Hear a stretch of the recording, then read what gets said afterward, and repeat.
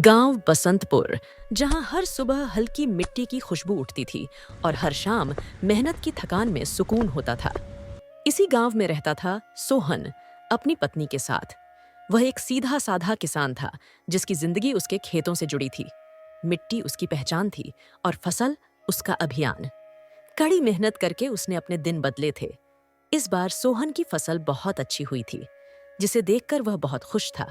सोहन, इस बार की फसल सच में कमाल की हुई है। चारों तरफ हरियाली छाई हुई है, मानो धरती मुस्कुरा रही हो। हमारी मेहनत रंग लाई है और ऊपर वाले की भी कृपा हुई है। हाँ शारदा, इस बार हमारी मेहनत का अच्छा फल मिला है। सालों से हम इसी दिन के लिए संघर्ष कर रहे थे।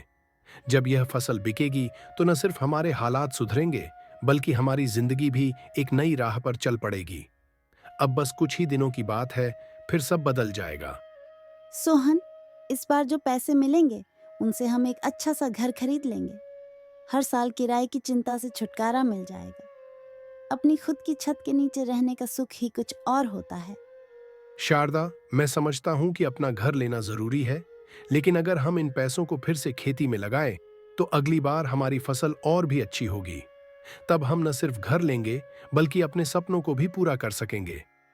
तुम्हारी बात में सच्चाई है सोहन। तुमने हमेशा सही फैसला लिया है, तो इस बार भी मैं तुम पर भरोसा करती हूँ। लेकिन याद रखना, हमारी मेहनत कभी बेकार नहीं जानी चाहिए। जब तक हम मेहनत करते रहेंगे और किस्मत का साथ रहेगा, तब तक हमारी कोशिश कभी बेकार नहीं जाएगी। शारदा, देखना, एक दिन हमारा सपना जरूर पूरा होगा। सोहन ने अपने भविष्य का एक बड़ा सपना देखा था। फसल से मिले पैसों में से उसने थोड़ा हिस्सा घर के खर्च के लिए रखा और बाकी फिर से खेती में लगा दिया। उसे पूरा भरोसा था कि सच्ची मेहनत कभी व्यर्थ नहीं जाती और एक दिन वह अपनी जिंदगी को बेहतर बना ही लेगा। समय बीतता गया। 1 महीना गुजर चुका था और इस बार उसके खेतों में पहले से भी ज्यादा लहलहाती फसल खड़ी थी। सोहन की आंखों में खुशी झलक रही थी। अपनी मेहनत का फल देखकर उसका हौसला और बढ़ गया। वह गर्व और संतोष से भरा हुआ मुस्कुराते हुए घर की ओर लौटा। सोहन, घर का खर्च चलाने के लिए जो पैसे बचाए थे वो अब खत्म हो गए हैं।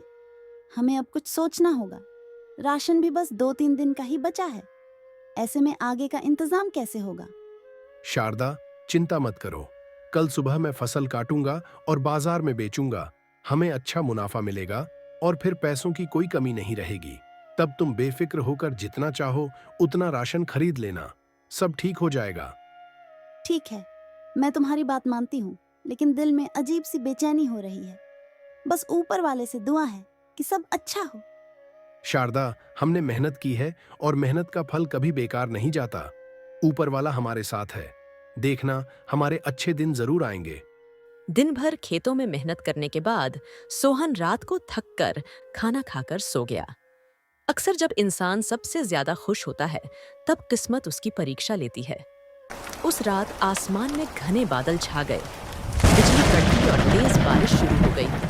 हवाओं की गड़गड़ाहट ने माहौल को भयावह बना दिया, लेकिन सोहन और शारदा गहरी नींद में थे। सुबह की पहली किरण के साथ सोहन की आंख खुली। जैसे ही उसने बाहर झांका, उसका दिल जोर से धड़क उठा। पूरी जमीन पानी से भरी हुई थी। घबराकर उसने तुरंत शारदा को जगाया। शारदा, जल्दी उठो। बाहर देखो, रात भर में कितनी तेज बारिश हो गई है। शारदा घबराते हुए उठती है और बाहर देखी है। हे भगवान, ये क्या हो गया सोहन? चारों तरफ पानी ही पानी है। शारदा, खेतों की तरफ चलो। देखना होगा कि फसल का क्या हाल है। दोनों जल्दी जल्दी बाहर निकलते हैं और खेतों की ओर भागते हैं। रास्ते में कीचड़ से पैर फिसल रहे हैं, लेकिन उनकी चिंता बस अपनी फसल को लेकर है। जैसे ही वे खेतों तक पहुंचते हैं, सोहन के कदम वहीं रुक जाते हैं। उसकी आंखों के आगे अंधेरा छा जाता है। नहीं, यह नहीं हो सकता। मेरी सारी मेहनत, सब कुछ खत्म हो गया। सोहन, हमें हिम्मत नहीं हारनी चाहिए। ये वक्त हमारी परीक्षा ले रहा है, लेकिन हम फिर से खड़े होंगे। अगर एक बार गिर गए तो क्या? मेहनत करेंगे, फिर आगे बढ़ेंगे। लेकिन शारदा, अब हमारे पास कुछ भी नहीं बचा। न पैसे, न फसल, न कोई सहारा। हम किसके भरोसे आगे बढ़ेंगे? शारदा भी परेशान थी, लेकिन उसे यकीन था कि वक्त चाहे कितना भी कठिन हो, ईमान और मेहनत से सब बदला जा सकता है। कुछ दिन बीत गए। एक दिन सोहन खेतों की तरफ जाते हुए ठोकर खाकर रुका। नजरें झुकीं तो देखा मिट्टी में आधा दबा एक मटका पड़ा था। जिज्ञासावश उसने उसे निकाला और ढक्कन हटाया। आंखें हैरानी से फैल गईं। मटके में सोने के सिक्के चमक रहे थे। यह किसका हो सकता है? अगर यह किसी जरूरतमंद की आखिरी पूंजी हुई तो? लेकिन अगर यह किसी गलत इंसान के हाथ लग गया तो? वह कुछ देर तक सिक्कों को देखता रहा। भूख और तंगी उसे कमजोर कर रही थी, लेकिन उसके भीतर एक गहरी लड़ाई चल रही थी, ईमान और जरूरत के बीच। कुछ पल सोचने के बाद उसने मटके को दोनों हाथों से उठाया और गहरी सांस लेते हुए घर की ओर बढ़ गया।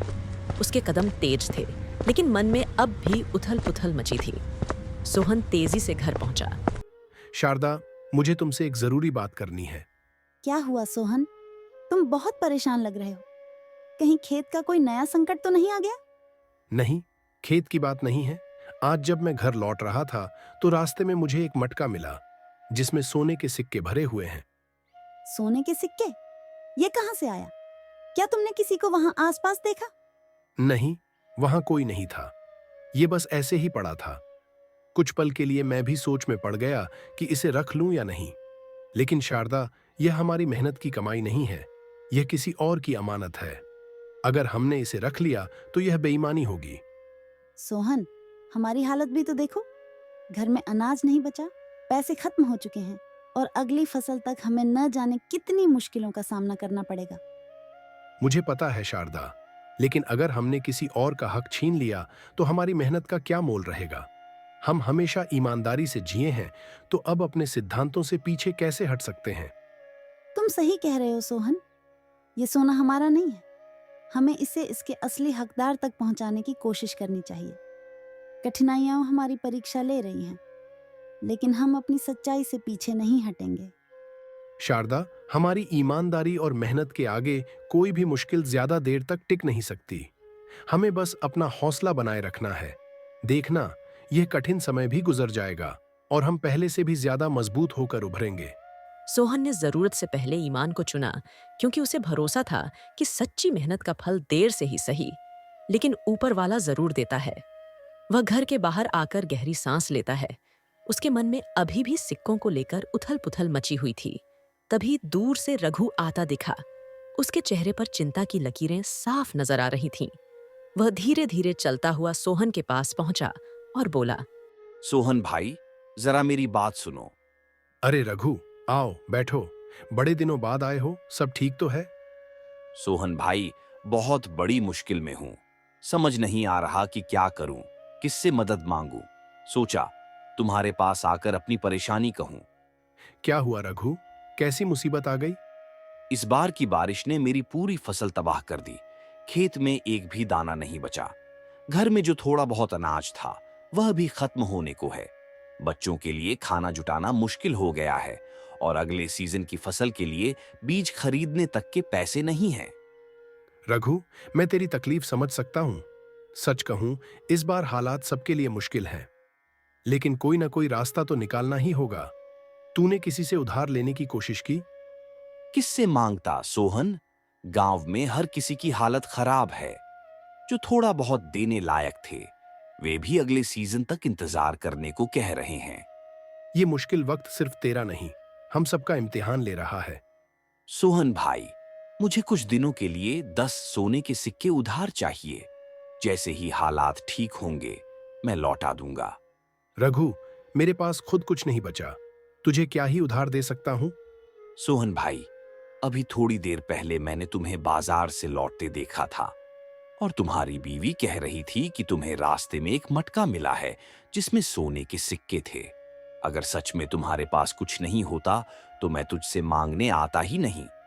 रघु, बात यह है कि ये सिक्के मेरी खुद की कमाई नहीं है। ये मुझे रास्ते में मिले थे और मैं इन्हें उनके असली मालिक तक पहुंचाने की सोच रहा हूं। सोहन भाई, मैं जानता हूं कि तू कितना ईमानदार है, लेकिन मेरी मजबूरी भी तो देख। घर में राशन खत्म हो चुका है, बच्चे भूखे हैं। मैं तुझसे भीख नहीं मांग रहा, बस कुछ दिनों के लिए उधार मांग रहा हूं। जैसे ही मेरे हालात सुधरेंगे मैं तुम्हारे सिक्के लौटा दूंगा। सोहन ने गहरी सांस ली और रघु की बेबसी देख पुरानी दोस्ती याद आ गई। आखिरकार उसका दिल पिघल गया। वह मटके से 10 सोने के सिक्के निकालकर रघु के हाथ में रख देता है। रघु, ये ले जा, लेकिन याद रखना, ये किसी और की अमानत है। मैं तुझ पर भरोसा कर रहा हूं, इसे जल्द से जल्द लौटा देना। सोहन भाई, तेरा ये एहसान मैं कभी नहीं भूलूंगा। ऊपर वाला तुझे इसका अच्छा फल देगा। जैसे ही मेरा काम ठीक होगा, मैं तुझे लौटा दूंगा। मुझे किसी बदले की जरूरत नहीं रघु। बस इस बात का ध्यान रखना कि मेरे ऊपर इसका कोई बोझ न रहे। मैं वादा करता हूं सोहन भाई। रघु सिर झुकाकर हामी भरता है और वहां से चला जाता है। सोहन उसे जाते हुए देखता रहता है, फिर बचे हुए सिक्कों की ओर देखता है। उसके मन में सवाल उठने लगते हैं। क्या मैंने सही किया? क्या रघु सच में सिक्के लौटाएगा या मैंने कोई और गलती कर दी? सोहन से सोने के सिक्के लेने के बाद रघु तेज कदमों से अपने घर पहुंचता है। उसकी पत्नी उसे दरवाजे पर ही रोक लेती है और चिंतित स्वर में पूछती, अरे रघु, ये सोने के सिक्के कहाँ से आए? तुम्हें मिले या किसी से लिए? हाँ हाँ, मिला नहीं समझो, बल्कि अपनी अक्ल से हासिल कर लिया। और वो बेवकूफ, उसे तो अंदाजा भी नहीं कि उसने अपनी जिंदगी की सबसे बड़ी गलती कर दी है। इतने असली और भारी सिक्के हैं, कहीं मुसीबत में न फंस जाओ। अरे, जब इस दुनिया में सोहन जैसे सीधे सादे लोग मौजूद हैं, तो चोरी करने की जरूरत ही क्या है? बेचारे को सड़क पर यह सिक्कों की थैली मिली थी और वह क्या कर रहा था? इसे संभाल कर रखने और किसी जरूरतमंद के काम आने की सोच रहा था। सोचो जरा, इतना बड़ा मौका और उसे गंवाने चला था। तो फिर तुमने क्या किया? मैंने उसकी इसी मासूमियत का फायदा उठा लिया। उसके पास गया, अपनी मजबूरी का नाटक किया और कहा कि बहुत पैसों की जरूरत है, लेकिन बस 7 दिन में लौटा दूंगा। बेचारा सोहन, उसकी ईमानदारी ने मेरा ही भला कर दिया। तुम तो बड़े ही चालाक निकले, लेकिन अब इसका क्या करना है? ये तो बहुत बड़ी रकम है। यही तो सोच रहा हूं। इस गांव में मेरे लिए अब कुछ नहीं बचा। पहले ही कर्ज में डूबा हुआ हूं। अगर यहीं रुका तो ये सिक्के भी हाथ से निकल जाएंगे। हाँ, अगर रुके तो जल्दी कोई ना कोई हमें पहचान लेगा। हमें तुरंत गांव छोड़ देना चाहिए। बिल्कुल, इन सिक्कों की बदौलत नए शहर में एक नई पहचान बना सकते हैं। वहां न कोई हमें जानेगा, न कोई पुराना कर्ज रहेगा। तो फिर देर किस बात की? जल्दी से सामान बांधो और निकल चलो। रघु और उसकी पत्नी जल्दी जल्दी सामान समेटते हैं। रघु आखिरी बार घर के दरवाजे से बाहर देखता है और मुस्कुराता है, जैसे उसने कोई बड़ी जीत हासिल कर ली हो। फिर दोनों रात के अंधेरे में गांव छोड़कर चले जाते हैं।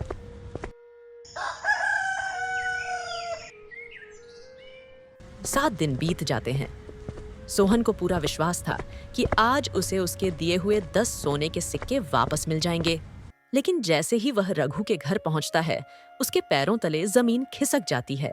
घर के दरवाजे पर ताला लगा है और वहां सुनसान पड़ा है। ये क्या? रघु का घर बंद क्यों है? उसने तो कहा था कि 7 दिन में सिक्के लौटा देगा। तभी एक पड़ोसी वहां आता है। अरे सोहन भाई, तुम्हें पता नहीं, रघु तो गांव छोड़कर चला गया। क्या चला गया? लेकिन कहां और अचानक क्यों?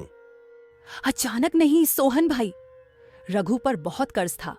पूरा गांव उससे पैसे मांग रहा था। जब इंसान के पास कुछ बचा ही ना हो तो वह कहां जाएगा? वो और उसकी बीवी रातों रात भाग गए। नहीं, ये नहीं हो सकता। रघु ने मुझसे कहा था कि वह पैसे लौटा देगा। उसने वादा किया था। दुनिया वादों से नहीं चलती सोहन भाई। तुम अकेले नहीं हो जिसे उसने धोखा दिया। पूरा गांव उसके फरेब का शिकार हुआ है। अच्छा हुआ तुमने ज्यादा पैसे नहीं दिए, वरना तुम्हारी भी हालत उन्हीं लोगों जैसी होती जो अब उसे कोस रहे हैं। पड़ोसी को नहीं पता था कि सोहन ने 10 सोने के सिक्के दिए थे, जो किसी और के थे। सोहन को एहसास होता है कि उसका सबसे अच्छा दोस्त, जिसे वह भाई मानता था, उसे धोखा दे गया। वह भारी कदमों से घर लौटता है। उसके मन में पश्चाताप, दुख और गुस्से की लहरें उठने लगती हैं। उसकी तबीयत बिगड़ने लगती है। उसी समय गांव के दूसरे छोर पर एक बूढ़ी औरत बैठी रो रही थी। हे ऊपर वाले, तू सबसे बड़ा इंसाफ करने वाला है। मेरे वे सोने के सिक्के जो मेरी जिंदगी की आखिरी जमा पूंजी थे, जिन्हें संभाल कर मैंने अपने आखिरी दिन सुकून से बिताने की सोची थी, किसी ने मुझसे छीन लिए। वह कांपते हाथों से आकाश की ओर देखती है और बद्दुआ देती है। जिसने भी मेरे सिक्के उठाए, जिसने मेरी लाचारी और बेबसी का फायदा उठाया, उसे ऐसी सजा दे कि वह तड़प तड़प कर मर जाए। उसे कभी चैन न मिले, उसकी जिंदगी में कभी सुकून न आए। उसकी हर सांस एक सजा बन जाए और उसकी मौत इतनी दर्दनाक हो कि लोग उसे देखकर कांप उठे। जिसने मेरी मेहनत का गला घोंटा है, उसे चैन से जीने का हक नहीं। क्या हुआ? तुम इतने परेशान क्यों हो? मैंने जिन सिक्कों को ईमानदारी से संभाल कर रखा था वो किसी और के थे। मैंने सोचा मैं सही कर रहा हूं, लेकिन मैं खुद गलत निकल गया। सोहन की हालत बिगड़ने लगती है। उसकी पत्नी घबरा जाती है और मदद के लिए पुकारती है, लेकिन बहुत देर हो चुकी थी। सोहन की सांसें तेज होने लगती हैं और फिर अचानक उसकी गर्दन एक तरफ झुक जाती है। उसकी आंखें खुली रह जाती हैं, लेकिन अब उनमें कोई जीवन नहीं बचा। कहते हैं, ऊपर वाले का न्याय कभी अधूरा नहीं रहता। सोहन भले ही खुद चोरी करने का दोषी न था, लेकिन उसने जो गलत चीज अपने पास रखी, वह उसके लिए ही श्राप बन गई। इंसान तकदीर से कब तक भाग सकता है? बूढ़ी औरत की बद्दुआ रंग लाई और सोहन की जिंदगी उसी की गलती की कीमत बन गई।